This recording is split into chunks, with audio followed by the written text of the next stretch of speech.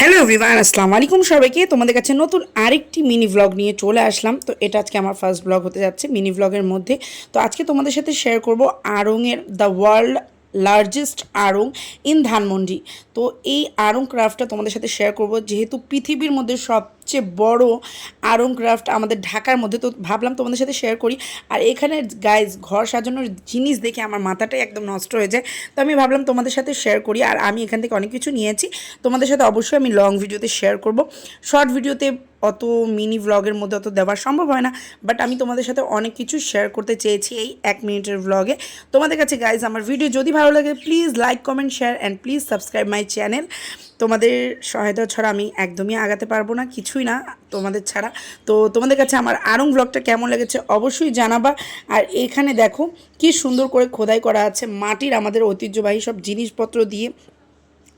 আর guys এটা ধানমন্ডির মধ্যে সবচেয়ে বড়, পৃথিবীর মধ্যে সবচেয়ে বড় আর কি।